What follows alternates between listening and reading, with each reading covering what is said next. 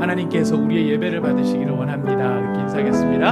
하나님께서 우리의 예배를 받으시기를 원합니다. 하나님께서 우리의 예배를 받으시기를 원합니다. 오늘 인사가 하나 더 들어가는데요. 오늘 이번 주만 좀 들어갈지 몇 주 더 들어갈지는 모르겠지만 바라기는 이번 주만 이렇게 한번 인사하겠습니다. 이 더위에 어떻게 지내셨습니까? 같이 한번 인사하겠습니다. 이 더위에 어떻게 지내셨습니까? 이 더위에 어떻게 지내셨습니까? 이렇게 한번 대답하시겠습니다.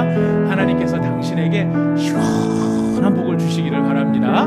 하나님께서 당신에게 시원한 복을 주시기를 원합니다. 시원한 복을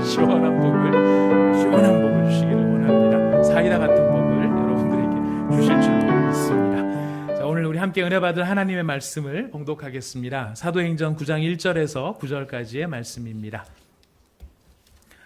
사도행전 9장 1절에서 9절까지의 말씀입니다. 다 찾으셨으면 저와 여러분이 한 절씩 교독하도록 하겠습니다. 저희가 함께 읽는 이 말씀은 지금도 살아계신 하나님의 말씀입니다. 제가 1절을 먼저 읽겠습니다.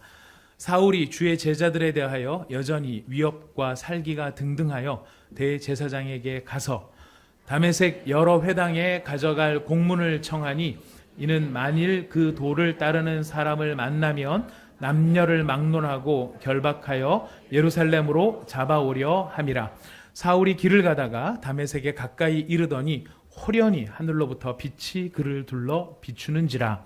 땅에 엎드려져 들음에 소리가 있어 이르시되 사울아 사울아 내가 어찌하여 나를 박해하느냐 하시거늘 대답하되 주여 누구시니이까 이르시되 나는 내가 박해하는 예수라. 너는 일어나 시내로 들어가라. 내가 행할 것을 내게 이를 자가 있느니라 하시니 같이 가던 사람들은 소리만 듣고 아무도 보지 못하여 말을 못하고 서 있더라. 사울이 땅에서 일어나 눈은 떴으나 아무것도 보지 못하고 사람의 손에 끌려 다메섹으로 들어가서 9절을 같이 읽겠습니다. 사흘 동안 보지 못하고 먹지도 못하고 아니하니라. 아멘. 먹지도 마시지도 아니하노라. 아멘. 저희가 지난주에 10절부터 19절까지의 아나니아에 관련된 말씀을 먼저 저희가 나누었습니다. 여기 기억하시는 분들도 많이 계실 텐데요. 우리 아나니아가 가졌던 그 믿음의 굉장히 중요한 특징 한마디로 얘기하자면 무엇이었죠? 평소에 잘하자. 네. 다 기억하셔서 감사합니다. 평소에 잘하자라는 거였습니다. 뭘 평소에 아나니아가 잘했나요? 첫 번째는 그가 하나님과 친밀하게 지내는 일을 평소에 잘했고요. 두 번째는 하나님의 말씀을 존중하고 그 말씀에 순종하는 일을 잘했고요. 세 번째는 아나니아가 하나님의 마음을 나타내는 일을 평소에 잘했습니다. 평소에 잘해야 되는 이유가 중요한 게 뭐냐면 이게 갑자기 하려고 해서 할 수 있는 일이 아니기 때문입니다. 평소에 잘하고 있는 사람이 자연스럽게 잘할 수 있는 바로 그런 모습이었기 때문에 우리가 평소에 잘하자라고 말씀을 나누었습니다. 평소에 잘해서 아나니아가 하나님의 마음을 그렇게 잘 전달할 수 있었던 그 모습이 어떤 모습이었느냐면 바로 사울이 눈이 멀어가지고 이제 이런 9장 1절부터 9절까지의 일을 당하고 난 다음에 눈이 멀어 있는 상태인데 하나님께서 아나니아한테 오셔가지고 사울을 위해서 안수해주고 기도해줘라 이렇게 부탁을 하셨을 때 사실 아나니아 입장에서는 그것이 굉장히 불편한 이야기라고 말씀을 드렸습니다. 왜냐하면 스데반을 죽였죠. 또 초대교회 성도들을 박해했죠.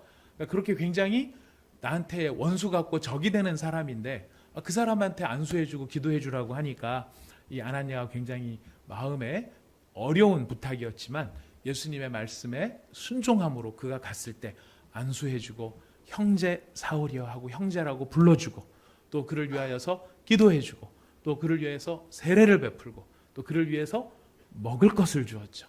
함께 식사를 했습니다. 바로 이런 소소한 듯하지만은 이 모든 행위 가운데 무엇이 담겨 있습니까? 하나님의 마음이 담겨 있더라 하는 것입니다. 이거를 잘할 수 있었던 이유 바로 그가 평소에 잘했기 때문에. 그래서 다메섹에 굉장히 많은 그리스도인들이 있었지만 하나님께서 사울을 회복시키시는 이 중요한 일을 위해서 택하신 사람 한 사람이었어요. 그 사람이 아나니아였어요.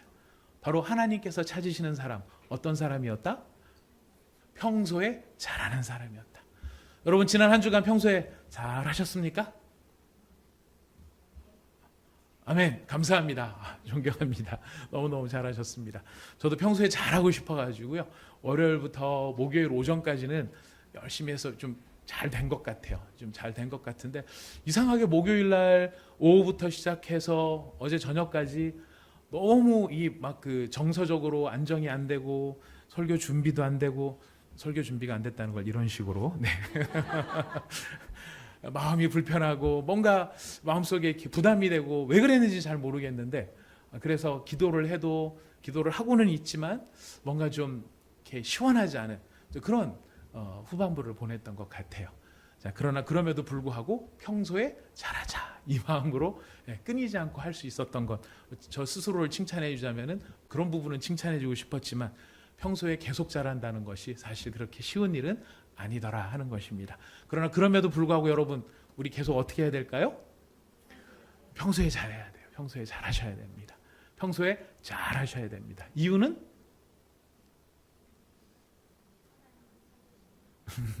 갑자기 안 되기 때문입니다. 갑자기 안 되기 때문입니다. 그래서 평소에 잘하는 게 필요합니다. 바로 이런 아나니아가 이렇게 하나님의 부르심을 받아서 평소에 잘했던 아나니아가 바로 사울에게 하나님의 마음을 느끼게 해주면서 그를 회복시키고 사명을 주는 참 위대한 일이 여기서 일어났는데요. 이제 오늘 우리가 생각해 보고자 하는 것은 바로 그 앞에 있는 사울이 예수님이 사울을 찾아가셔서 사울을 만나주시는 장면을 저희가 한 번 더 생각하고자 합니다. 예수님께서 지금 사울을 만나주신 여기에 굉장히 많은 메시지들이 담겨 있지만 오늘 우리가 주제로 삼고자 하는 것은 하나입니다. 예수님은 왜 사울에게 빛으로 나타나셨을까라는 것입니다. 예수님께서 사울을 만나주시는데요. 예수님께서 얼마든지 다양한 다른 모습으로 만나주실 수 있습니다. 그렇지 않습니까? 얼마든지 다른 모습으로 이런 모습 저런 모습으로 나타날 수 있는데 예수님께서 여기서 굳이 빛이라고 하는 그런 모습으로 예수님께서 나타나신 이유가 무엇일까 하는 것입니다. 이 성경에 보면 하나님께서 사람들에게 나타나실 때는 그냥 나타나시는 그것이 그냥 나타났다 정도로 끝나는 게 아니고 그 나타남의 과정이나 상황에 있어서 굉장히 많은 메시지를 거기에 담아서 하나님께서 나타나실 때가 있습니다. 나타나십니다. 예를 들어서 모세를 만나실 때 모세를 어디에서 만나 주셨죠? 광야에서 만나셨죠. 네, 근데 모세가 어떤 모습을 보고 그 하나님께로 끌렸냐면 가시떨기에 불이 있는 걸 보고. 근데 신기한 거는 그 가시떨기가 타지 않고 타지는 않는데 불은 거기 여전히 남아 있는 그 모습을 보고 지금 모세가 어떻게 저런 신기한 일이 있을 수 있지? 불이 붙었으면 타서 없어져야 되는데 가시나무는 전혀 없어지지 않고 그대로 있더라는 거예요. 왜 그런 이미지를 가지고 모세에게 나타나셨는가? 모세는 가진 게 많은 사람이었습니다. 이집트의 왕자였고요. 그 다음에 잘하면 어쩌면은 다음 때 파라오가 될 수도 있을 만한 그런 인물이었을지 모르겠습니다. 배운 바도 많고요. 자, 그러나 그가 가지고 배우고 익힌 모든 것을 가지고 그가 행했던 열매는 무엇이죠? 살인이었어요. 사람을 죽이는 거였어요. 자기가 가지고 있는 그 모든 장점을 가지고 결국 한 일이라고는 사람 죽이는 일을 하는 사람 모세였어요. 자, 하나님께서 가시떨기는 여러분 뭐라고 생각하시면 되냐면요. 개나리, 우리나라로 말하면 개나리예요. 개나리인데 잎사귀가 더 작아요. 광야가 물이 적기 때문에 잎이 많지 않고요. 그 가시떨기, 개나리처럼 가느다란 이런 줄기들만 있어서 자기 생존만 겨우 하는 것. 거기에 가시가 있어가지고 가까이 오는 사람 찌르는 것. 이건 뭐냐면 어디 쓸데없는 나무라는 거예요. 무슨 집을 지을 때 쓸 수 있는 것도 아니고 거기서 무슨 열매가 나오는 것도 아니고 그냥 자기 혼자 겨우 살고 가까이 오는 사람 찌르고 이러는 것이 가시떨기의 모습인데 지금 바로 그 이미지는 어떤 이미지냐면 바로 그 가시떨기가 무엇의 상징일까요? 누구의 상징일까요? 이스라엘의 상징이요? 모세의 상징이었다는 거예요. 바로 그 가시떨기처럼 쓸모가 없고 아무짝에도 뭘 할 수 없는 존재 이스라엘이고 모세인데 그 가운데 누가 임하시는 거예요? 하나님이 임하시는 거예요. 근데 하나님이 하나님의 일을 하시는데 가시떨기를 태워서 일하신다? 아니라는 거예요. 우리는 하나님께서 우리를 사용하실 때 여러분이 가지고 계신 은사와 재주를 활용해 가지고 하나님의 일을 하시고 하나님 영광 받으실 거라고 기대하시지 않습니까? 그러실 수 있습니다. 대부분의 경우 그럴 수 있지만은요. 모세의 경우 이 가시떨기에 나타난 메시지는 뭐냐면 하나님은 하나님의 일을 하실 때 사람의 무엇을 태워서 일하지 않고 스스로 일하시는 하나님이시라라고 하는 것을 그 그림에서 보여주셨던 거예요. 무슨 말씀을 드리는 거냐면요. 하나님께서 나타나실 때는 그냥 툭 나타나는 게 아니라 거기에 뭐를 담아 나타나신다? 메시지를 담아 나타나신다는 것입니다. 그렇다면 사울한테 빛으로 나타나는 예수님도 다양한 방법으로 사울을 만나실 수 있음에도 불구하고 바로 이런 모습으로 나타난 이유가 어디에 있을까? 여러분, 사울이 경험한 빛은요, 아주 좀 몇 가지 특징이 있습니다. 첫 번째는 호련히 나타난 빛이라는 거예요. 갑작스럽게 나타난 빛. 이거는 한 번도 경험해 보지 못한 빛이라는 의미가 담겨 있습니다. 이건 갑자기 이 세상에 존재하지 않다가 갑자기 나타난 빛이라는 뜻이고요. 두 번째, 해보다 더 밝은 빛이었어요. 우리가 해보다 더 밝다는 것은 어떻게 알 수 있느냐면 사도행전에 보면 사도 바울이 여기서 지금 경험한 것을 두 번 간증을 합니다. 두 번 간증을 할 때 26장 13절에도 간증이 나오는데 이건 제가 그냥 읽어드릴게요. 왕이여 정오가 되어 길에서 보니 하늘로부터 해보다 더 밝은 빛이 나와 내 동행들을 둘러 비추는지라 라고 이야기합니다. 바울 스스로가 하는 이야기입니다. 하늘의 해보다 더 밝은 빛이 지금 내게 임했었습니다. 인간의 경험의 최대치를 넘어서는 바로 그런 굉장히 밝은 빛으로 나타납니다.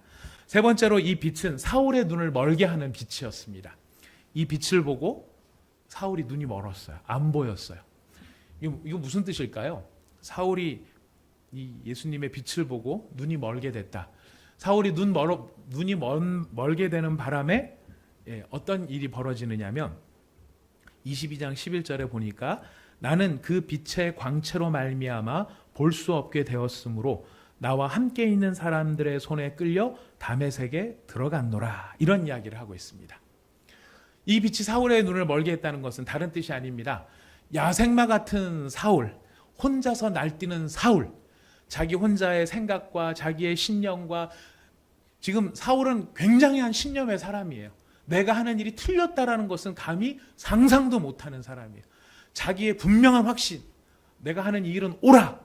이런 이 자기 긍정의 마음이 얼마나 강했든지 지금 자기가 하고 있는 일이 하나님이 원하시는지 하나님이 영광을 받으시는 일인지 그것도 구체적으로 기도하거나 물어보지 않고 지금 예수라고 하는 저 이상한 갈릴리의 촌놈이 만들어 놓은 이단들이 이 하나님의 이 말씀을 어지럽히니까 이 예수 이단들을 싹 쓸어버려야 돼. 이런 자기 확신을 가지고 지금 혼자 날뛰고 있는 상황이었어요. 이런 야생마 같았던 사도 바울, 사울이죠. 이 사울이 예수의 영광의 빛을 보자 눈이 멀었어요. 그 다음에 누구를 찾게 됐다고요? 자기를 이끌어줄 사람을 찾게 되었다는 거예요. 자기 혼자 여기도 가고 저기도 가고 임의대로 아무거나 할 수 있다고 생각했던 그 사울이 이제는 누군가를 의지해야만 되는 사람, 누군가 도와주지 않으면은 이 문제를 풀어가지 못할 바로 그런 사람이 된 것입니다.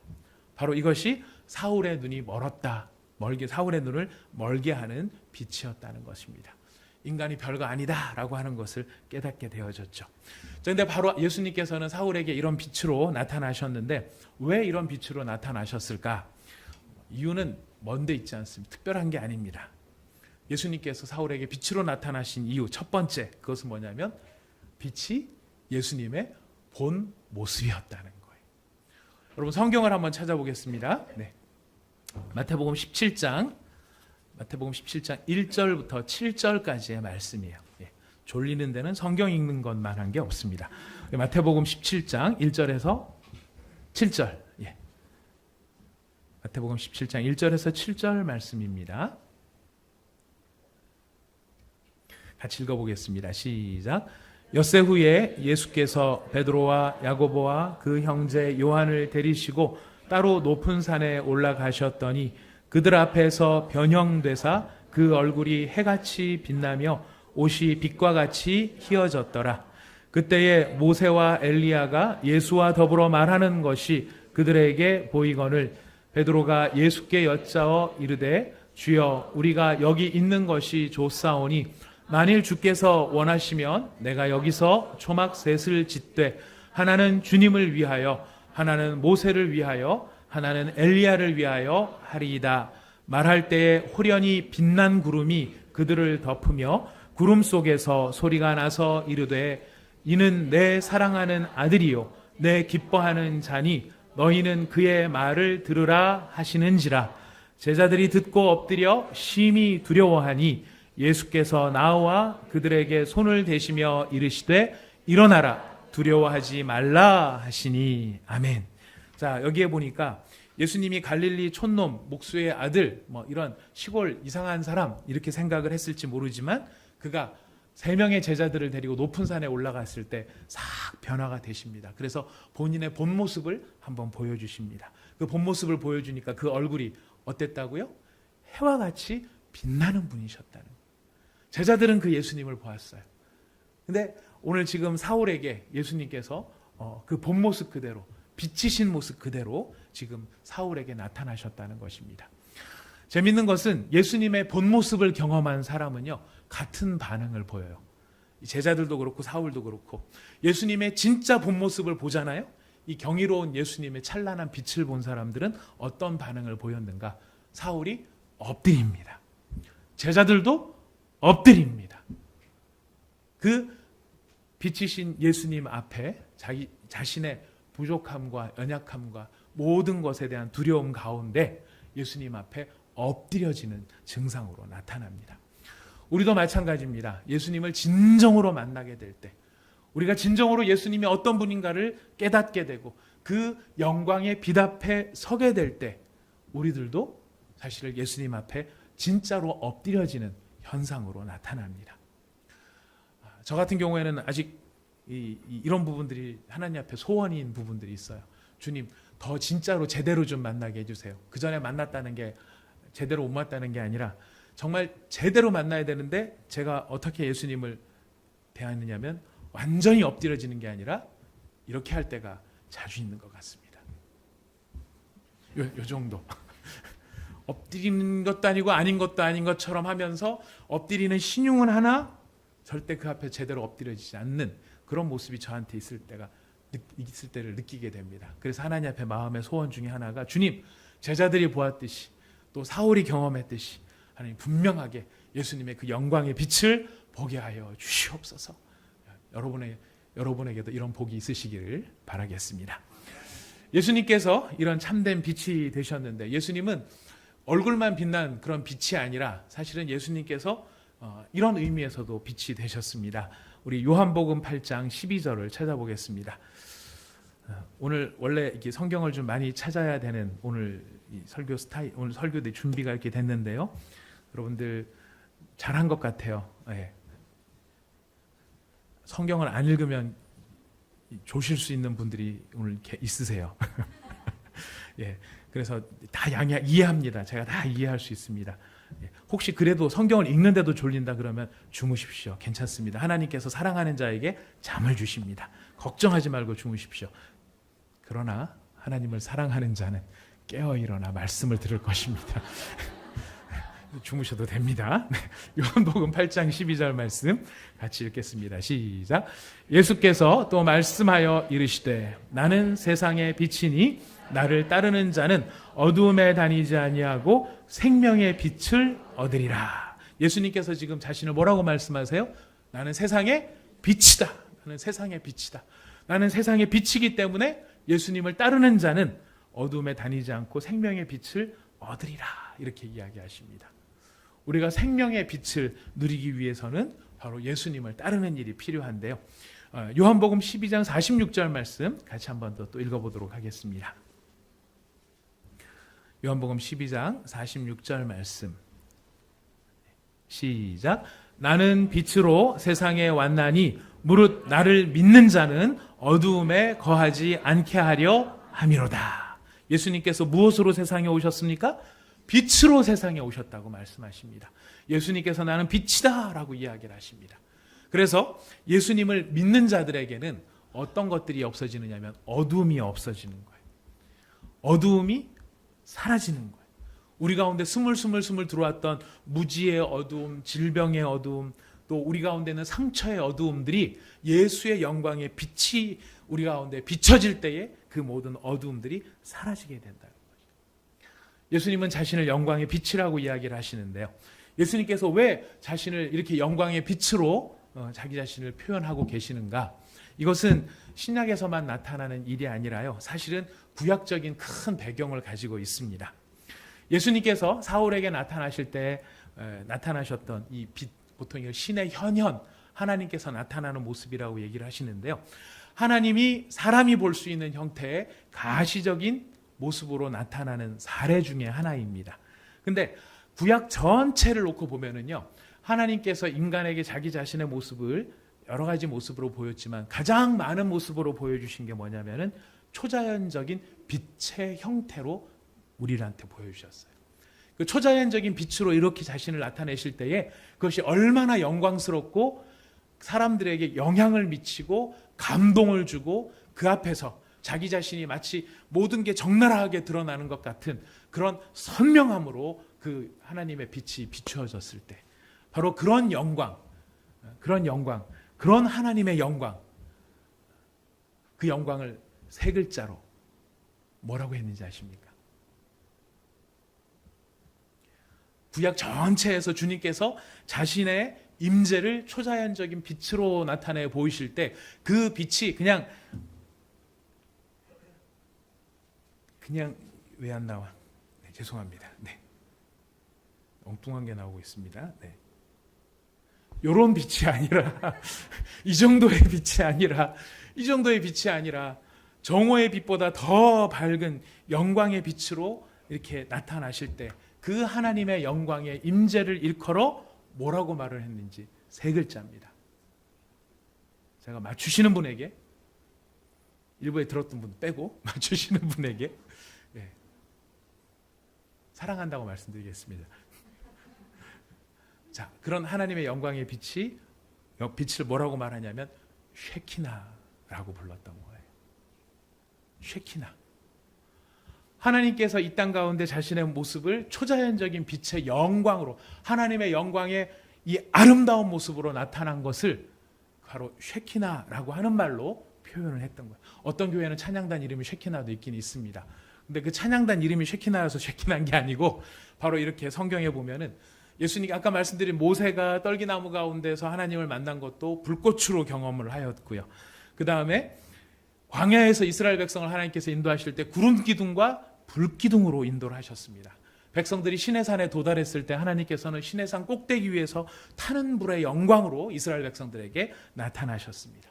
나중에 성막과 또 성전 가운데 하나님의 영광이 나타나게 되는데요. 바로 그런 표현할 수 없는 하나님의 장엄한 영광을 바로 쉐키나라고 불렀다는 것이, 바로 예수님께서 보여주시는 이 빛의 모습으로 나타난 이것은 바로 하나님의 쉐키나의 영광의 아름다움이 어떠한가, 그것이 어떠한가 하는 것을 예수님께서 보여주신 모습인 것입니다. 여러분, 하나님의 영광의 빛은요, 어느 정도의 영향력이 있냐면 이 빛을 마주한 사람들은 두려워서 떨 수가 없었고요. 하나님이 용납해 주심으로 말미암아 그 빛 가운데 섰던 사람은 나중에 그 얼굴이 그 빛에 반사돼 가지고 그 얼굴도 빛나는 얼굴이 됐어요. 대표적인 게 누가 있죠? 모세였어요.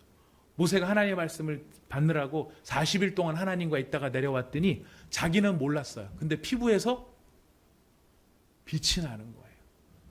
물광으로도 안 되고 불광으로도 안 되고.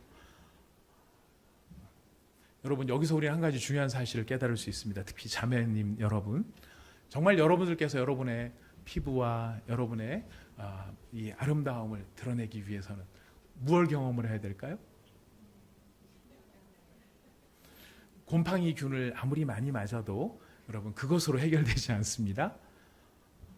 보톡스가 곰팡이 균이에요. 저 모르고 맞으신 건가요? 왜 이러죠, 분위기가? 왜 다들 모르는 듯한. 여러분, 그것은 물론 도움이 돼요. 잠깐 그런 것으로 될 수 있지만은요, 진짜 참된 이 얼굴의 빛은 어디서부터 나오냐? 마음으로부터 나오는 거거든요. 그 마음은 그 마음의 빛은 무엇으로 가능한가? 바로 하나님의 임재하심 앞에 그 하나님과 영광스러운 교제를 나눌 때 우리의 마음속에서는 참된 평안의 빛이 올라올 수 있게 되는 거예요. 그 빛은 어떤 화장품으로도 사실 흉내낼 수 없게 되는 것입니다. 여러분 그런 경험들 있으시나요? 어떤 사람 얼굴 보면 진짜 그냥 환한 사람이 있어요. 그죠? 그런 사람들은 별로 꾸민 것이 없는 것 같은데 왜 환한가 보면은 하나님과의 관계가 진짜 좋은 거예요. 근데 동일한 그 사람인데 어느 때 보면 얼굴이 시커멓게 죽었어요. 어떤 경우일까요? 하나님과 관계가 어려워졌을 때 그렇다는 것입니다. 아무튼 하나님의 영광의 빛을 본다는 것은 우리한테 이런 은혜를 같이 나누게 되는 부분이 있다고 생각을 합니다.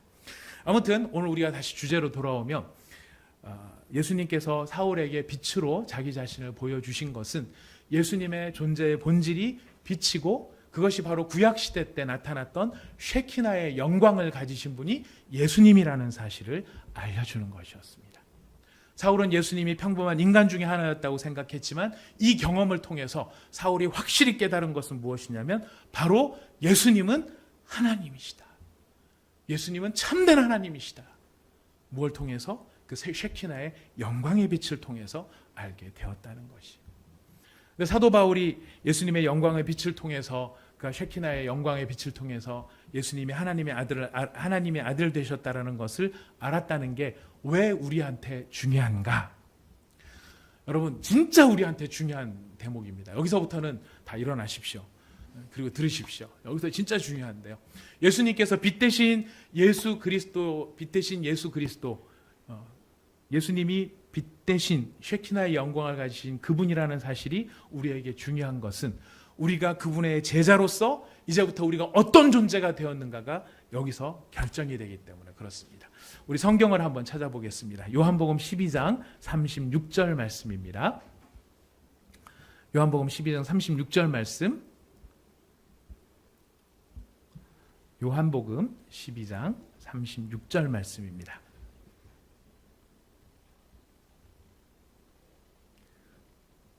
같이 읽어보겠습니다. 시작. 너희에게 아직 빛이 있을 동안에 빛을 믿으라. 그리하면 빛의 아들이 되리라. 예수께서 이 말씀을 하시고 그들을 떠나가서 숨으시니라. 예.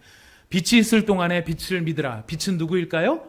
예수님인 거죠. 그 빛을 예수님을 믿게 되면 무엇이 된다고 이야기합니까? 빛의 아들이 된다고 이야기를 합니다. 이것은 불신자였던 사람들에게 했던 이야기고요. 요한의 이야기, 그러나 바울의 이야기를 들어봅니다. 데살로니가전서 5장 5절입니다. 신약성경 데살로니가전서 5장 5절. 여러분이 가진 성경에 살이라고 되어 있습니다. 살전 5장 5절. 데살로니가전서 5장 5절 같이 읽어보겠습니다. 읽겠습니다. 시작. 너희는 다 빛의 아들이요 낮의 아들이라. 우리가 밤이나 어두움에 속하지 아니하나니. 자, 여러분 예수 그리스도를 영접한 자들은 다 무엇의 아들이라고 얘기를 해요? 빛의 아들이요. 또 무엇의 아들이에요? 낮의 아들이에요. 여러분들은 예수님을 믿으시는 분들이시죠? 예수님을 마음속에 영접하신 분들이시죠? 그렇다면 여러분들은 무슨 아들입니까? 누구의 아들입니까? 빛의 아들이고 낮의 아들이라는 거예요. 빛의 아들이고 낮의 아들. 이런 사람들은 어떤 일들이 일어나는가? 제가 이건 그냥 읽어드릴게요. 에베소서 5장 8절 말씀인데요. 너희가 전에는 어두움이더니 이제는 주 안에서 빛이라. 빛의 자녀들처럼 행하라. 빛의 열매는 모든 착함과 의로움과 진실함에 있느니라. 여러분, 너희들은 빛이다. 주 안에서 빛이다. 옛날에는 어둠이었는데 이제는 주 안에서 빛이다 얘기를 했는데 그 다음에 뭐라고 말합니까? 빛의 자녀들처럼 행해라. 좀 이상하지 않습니까? 너희는 주 안에서 빛이다. 전에는 어두움이었는데 이제는 주 안에서 빛이다. 빛의 자녀들처럼 행해라. 이 얘기가 왜 이상하냐면요. 정상적으로 빛의 자녀들처럼 잘 행하고 있으면 이 말을 할 필요가 있어요? 없어요? 없다는 거예요. 지금 빛의 자녀들처럼 행하라라는 말이 굳이 나오는 이유는 뭐냐면은 이 사람들이 빛의 자녀임에도 불구하고 누구처럼 행위를 못하는 거예요? 빛의 자녀들처럼 행동하지 못하더라는 거예요. 이런 점에서 우리한테 도전이 되는 말씀이고 우리를 깨우치는 말씀이라는 거예요. 이게 어느 교회냐면요, 에베소 교회였어요. 에베소 교회 성도들은요, 자신들의 빛의 자녀인데 행동할 때는 빛의 자녀들처럼 못한 것 같아요. 근데 이게 에베소 교회만의 이야기가 아니라 다른 교회도 그래요.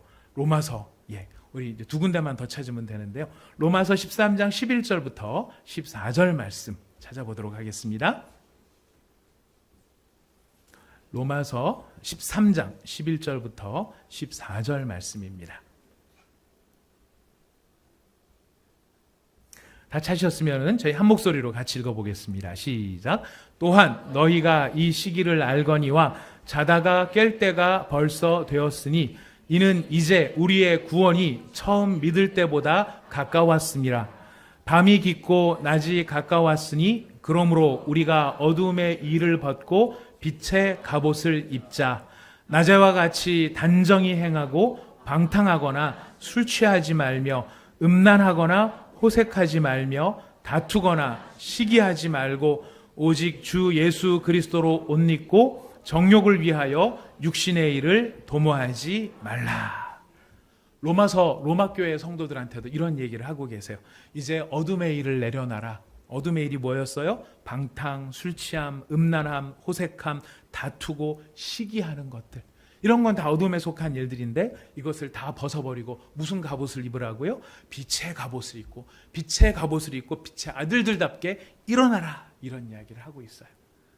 로마 교회도 잘 못했던 것 같아요. 하지만 그렇게 하라고 부르고 있어요. 우리 요한일서 2장 7절부터 11절까지 마지막으로 한번 읽어봅니다. 요한계시록 앞에 있는 책입니다. 요한일서 2장 7절부터 11절까지입니다.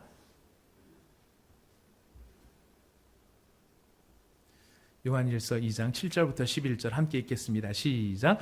사랑하는 자들아, 내가 새 계명을 너희에게 쓰는 것이 아니라 너희가 처음부터 가진 옛 계명이니 이 옛 계명은 너희가 들은 바 말씀이거니와 다시 내가 너희에게 새 계명을 쓰노니 그에게와 너희에게도 참된 것이라.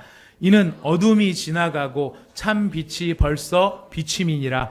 빛 가운데 있다 하면서 그 형제를 미워하는 자는 지금까지 어두움에 있는 자요, 그 형제를 사랑하는 자는 빛 가운데 거하여 자기 속에 거리낌이 없으나 그의 형제를 미워하는 자는 어두움에 있고 또 어두움에 행하며 갈 곳을 알지 못하나니 이는 그 어두움이 그의 눈을 멀게 하였습니다.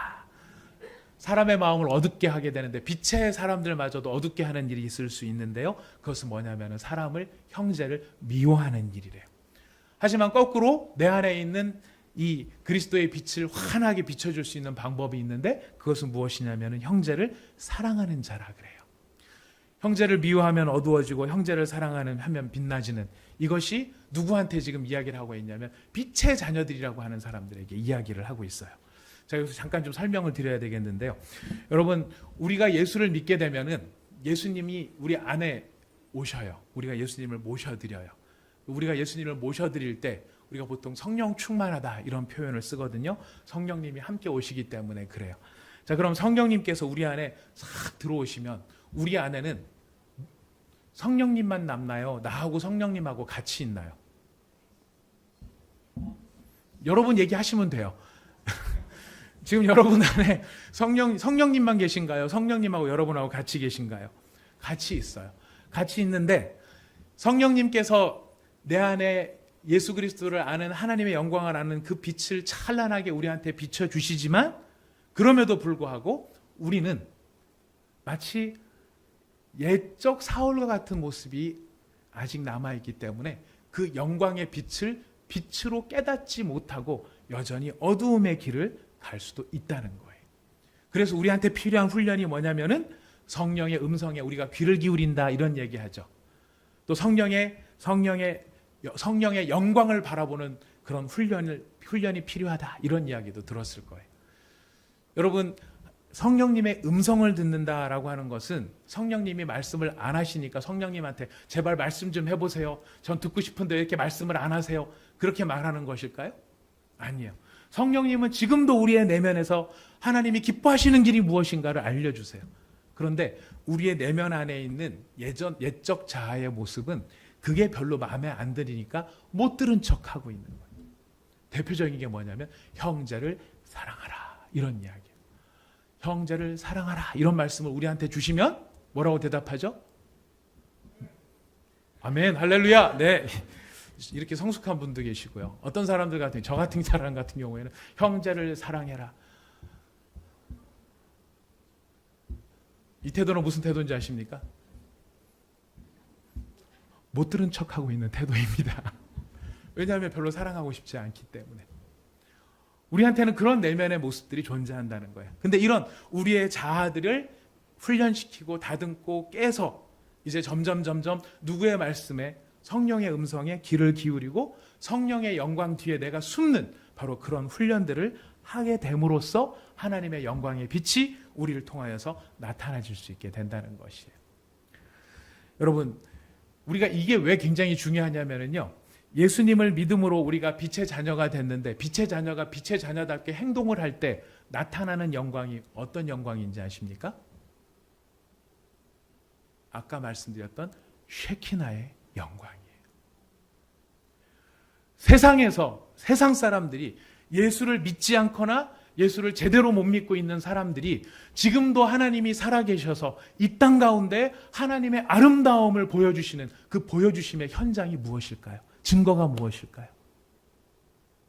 바로 하나님의 영광의 빛이 그 속에서 살아 움직이는 사람들이 바로 하나님의 임재가 나타나는 쉐키나의 영광이 있는 사람들, 바로 그 사람들을 통해 하나님의 영광의 빛을 보게 된다는 것입니다. 그래서 우리가 하나님의 빛의 자녀로 사는 것이 이렇게 너무나 중요한 일이 되는 것이. 저는 어제 우리 온사랑의 교회 유아유치부 수련회가 있었는데 그 수련회에서 저는 참 영광스러운 하나님의 빛을 참 많이 보았어요. 우리 유아유치부는요 2세부터 시작해서 7세까지의 아이들이 거기 모여서 수련회를 해요. 2세부터 7세까지 애들을 모아놓고 수련회를 하면 수련회가 될까요? 안 될까요? 겁나 안 됩니다. 진짜 안 됩니다. 근데 우리 선생님들께서 3주 전부터 모여가지고 교재를 만들고 이 수련회 시간이 6시간이었어요. 그 6시간을 사용하려고 4층에 있는 방방마다 이런저런 거 데코레이션을 다 하고 이 공과가 제대로 준비가 됐는가를 체크하기 위해 가지고 15분 해야 될 공과, 20분 해야 될 공과를 위해서 3번, 4번 수정을 하면서 공과를 준비를 하셨어요. 그래서 수련회 때 이제 각 분반 공부를 하는 시간에 딱 들어가서 봤더니요. 선생님은 열심히 말씀하고 계시는데 애들은 어떻게 하고 있을까요? 열심히 저기 가서 벽 치고 있고 저기 가서 누구 때리고 있고 엄마 찾으면서 울고 있고 막 그런 모습을 보니까 여러분 애들이 야 이래서 되겠나 이 생각이 들었을까요? 안 들었을까요? 솔직히 들었어요. 너무너무 선생님들이 고생하는 거에 비해서 애들은 알잖아요 여러분. 그냥 막 안 되면 울어버리는 거 막 이런 상황이니까 얼마나 당황스럽겠어요. 근데 제가 놀란 건 뭐냐면 그 상황 속에서 선생님들이 꿋꿋하게 말씀을 전하시는 거였어요. 니들은 떠들어라 나도 떠든다 막 이러면서 열심히 하나님의 말씀을 전하셨어요. 근데요 정말 놀라운 일이 일어난 거 아세요? 그렇게 애들이 하나도 안 듣고 2살짜리 3살짜리가 뭘 알아듣겠나 싶었는데요. 어젯밤에 저희 집사람이 그 아이들이 많이 몰려있는 다락방 순장을 하고 있는데 순장님한테 그러니까 저희 순원들이 문자를 보낸 거예요. 그렇게 깽판 놓고 아무것도 안 하고 막 떠들기만 했을 줄 알았던 걔가 밤에 자려고 하는데 그날 배웠던 주제가를 불러야 잠을 자겠다. 엄마 나 주제가 부를래. 빛과 소금이었거든요 주제가가. 제가 그걸 보면서 이게 뭐 되지 않다? 헛되지 않다. 하나님의 사람들의 그 영광을 아는 사람들의 헌신과 수고가 그 아이들한테는 하나님의 영광의 빛으로 나타났다는 거예요. 뻥이라고 생각할까 봐 한 사례를 더 말씀을 드리겠습니다. 제가 오늘 1부 때 말씀을 드렸더니 1부 끝나자마자 어느 권사님께서 얘기를 해주세요. 자기 손녀가 이렇게 보내왔다고, 엄마가 보내왔다고. 예수님께서 내 마음에 들어오셨으면 좋겠어. 그래서 수련회 때 받아온 하트를 자기 내복에 붙이고 잘 거야. 그러면서 실제로 아이가 무릎을 꿇고 그 하트를 이렇게 가슴에다 탁 붙이고 자는 모습을 엄마가 찍은 거예요. 자려고 하는 모습을. 엄마가 시켰겠지 이렇게 생각하는 분들 안 되십니다. 그 마음의 완악함들을 다 내려놓으시기를 바라겠습니다. 제가 그걸 보고 진짜 하나님의 영광의 빛은 우리가 상상할 수 없는 무언가 변화의 능력을 가져올 수 있다. 만들어낼 수 있다. 빛의 자녀들이 빛의 자녀들로서 그 자녀답게 살아간다면, 하나님의 영광의 능력을 아는 사람이 그 마음속에 내 안에 계신 예수의 빛 앞에서 스스로 순종하며 그 빛을 제대로 드러낼 수만 있기만 하다면, 그 상황 속에서는 절대로 그런 일이 안 일어날 것 같은데 그 우리의 생각과 상상을 뛰어넘어 일하시는 하나님, 생명을 만드시고 은혜를 창출하시고 우리를 감동시키시는 영광의 하나님, 그 일을 우리 하나님께서 하시더라 하는 것입니다. 이 쉐키나의 영광의 주인공이 되시기를 바라겠습니다. 여러분의 삶 속에서 내가 빛의 자녀라는 것을 잊지 마시고, 내가 빛의 자녀라고 하는 사실에 그 영광을 잊지 마시고, 여러분께서 그 빛의 자녀답게 우리가 살아갈 때 바로 우리가 쉐키나의 영광이 될 수 있다는 바로 그 놀라운 은혜를 여러분의 것으로 꼭 붙잡으시기를 바라겠습니다.